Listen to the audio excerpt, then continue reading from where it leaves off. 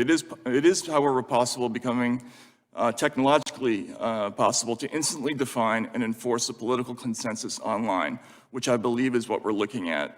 This is a grave threat to people of all political persuasions. The First Amendment and an American population accustomed to the right to speak is the best defense left against the censorship industrial complex. If the latter can knock over our first and most important constitutional guarantee, these groups will have no serious opponent left anywhere. If there's anything the Twitter files show, it's that we're in danger of losing this most precious right, without which all democratic rights are impossible. This Twitter file story and what we're looking at now and what we're investigating now, I don't think there's any comparison. This is by far the most serious thing that I've ever looked at, and it's certainly the most grave story that I've ever worked on personally. We first raised a bunch of concerns around the way Twitter pre-Elon Musk was censoring people and creating blacklists. Very quickly, we discovered that we had FBI agents basically and other government officials, demanding that Twitter take certain actions.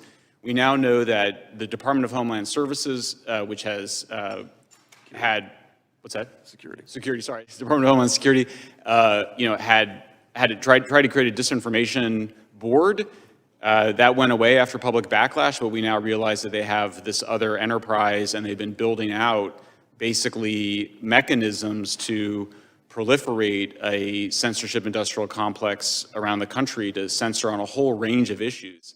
I've never worked on an issue where so frequently while doing it, I just had chills go up my spine because of what I was seeing happening. I never thought in my own country that freedom of speech would be threatened in this way, and it's just frightening when you get into it. You've seen this censorship industry go from, well, we're just fighting ISIS, to, well, we're just fighting Russian disinformation bots, to, well, now we need to fight domestic misinformation, which is just saying we need to fight against people who are saying things we disagree with online. That's all that means.